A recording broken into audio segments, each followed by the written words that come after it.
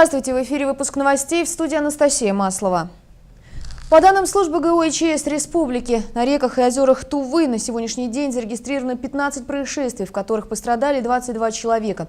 Из них спасено 12, в том числе 5 детей. Всего погибли 10 человек, 6 из которых несовершеннолетние. В прошлую пятницу на реке Малый Енисей в районе ТЭЦ-Кызыла произошел несчастный случай, где погиб 1 человек, но жертв могло бы быть больше. Все подробности далее.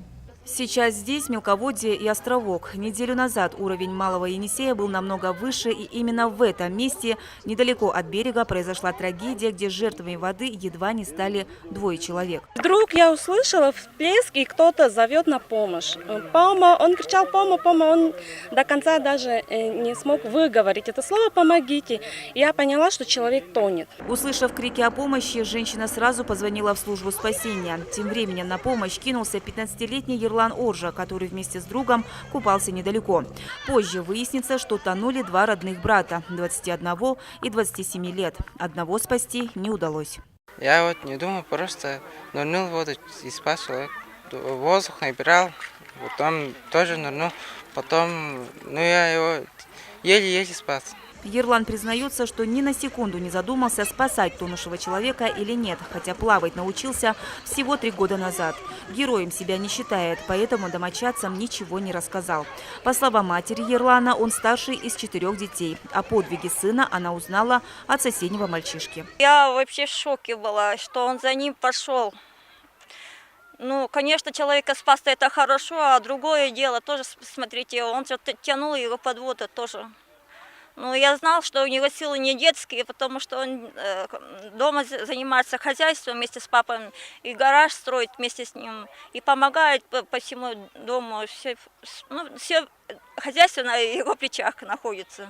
По данным службы ГО и ЧС Республики, на акваториях реки озер Тувы по состоянию на 27 июля зарегистрировано 15 происшествий, при которых пострадало 22 человека. Основной причиной несчастных случаев является нахождение детей возле водоемов без сопровождения взрослых и купание населения в состоянии алкогольного опьянения на диких пляжах.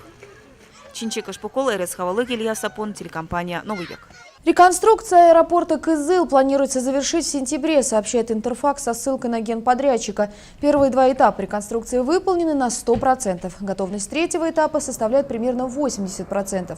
Кроме того, на 2017 год запланировано завершение работ по модернизации перрона и внешних коммуникаций, оборудованию станций техобслуживания воздушных судов.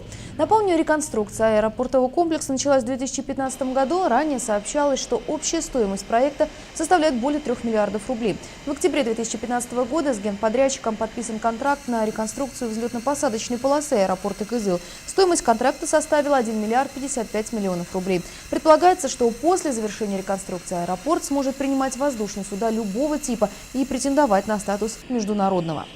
И о курсах валют. Доллар стоит 59 рублей 91 копейку, а евро 69 рублей 68 копеек. Сейчас небольшая реклама. Продолжим буквально через минуту. Не переключайтесь.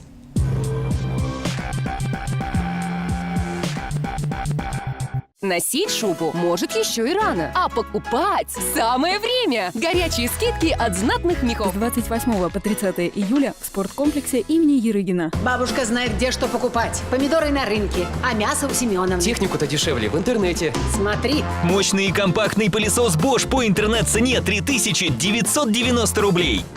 РБТ.ру.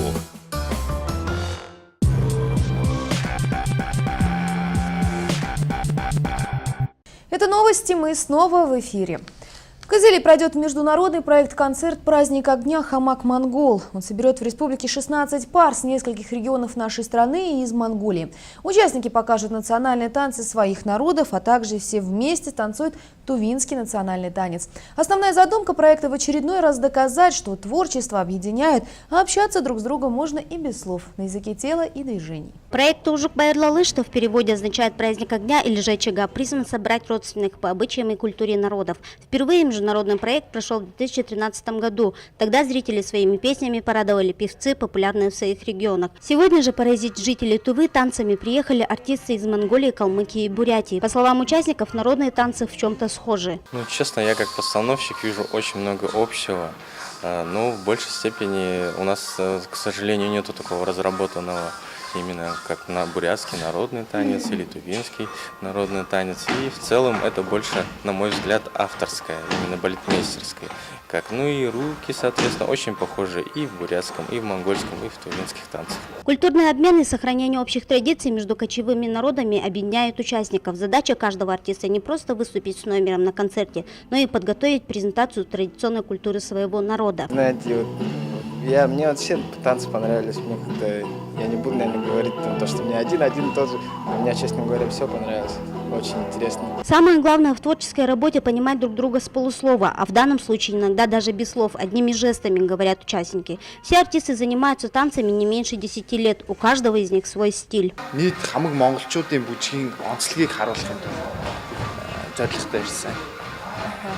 Они приехали со своей программой монгольской национальной, именно национальные танцы Монголии.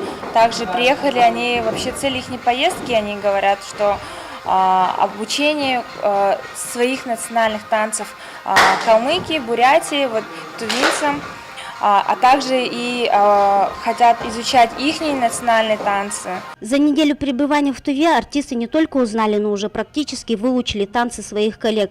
Вот они величественной походкой пошли исполнять монгольский танец, а после уже веселый бурятский. Бурятский танец йохар олицетворяет круговорот земли вокруг солнца. И в этом танце девушки показывают свою красоту, а парни свое озорство.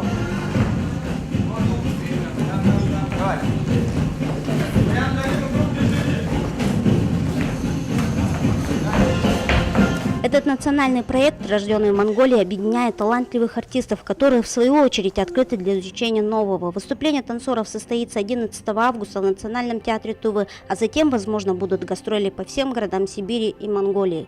Чинчисамбуга Буяноин, телекомпания «Новый век». Сегодня на радиостанции «Голос Азии» прошел очередной радиоквест «Замес Майонез». Участники получили возможность найти в столице Тувы набор роллов от партнера квеста службы доставки «Суши Мэн». Подарок слушателей ждал в зашифрованном месте. Нужно лишь было отгадать загадку и прийти туда первым. Сейчас узнаем, кто стал победителем. Здравствуйте, «Замес Майонез». Вот ваш приз. Спасибо большое. Квесты на радио – прекрасная возможность не только блеснуть интеллектом и скоростью, но и получить за них призы. Слушайте Первое республиканское радио на 102,5 FM в Кызыле или через интернет www.голос.азия. И о погоде передаю слово Музе Черепановой.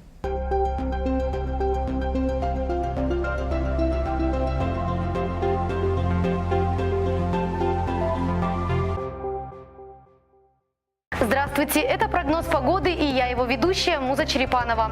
28 июля в Кызыле переменная облачность, днем без осадков, возможно гроза. Плюс 33, плюс 35 градусов. Вечером и ночью небольшой дождь, плюс 15, плюс 17. Ветер северо-западный 6-11 метров в секунду. При грозе порывы до 13-18 метров в секунду. Местами по республике Тыва с 27 по 29 июля ожидается сильная жара. Максимальная температура воздуха составит плюс 35 градусов. Также возможны грозы, усиление северо-западного ветра до 15-20 метров в секунду. Возможен град. Давление 702 миллиметра ртутного столба. Геомагнитное поле немного неспокойное. Относительная влажность воздуха 48%. Спасибо за внимание и до встречи в эфире.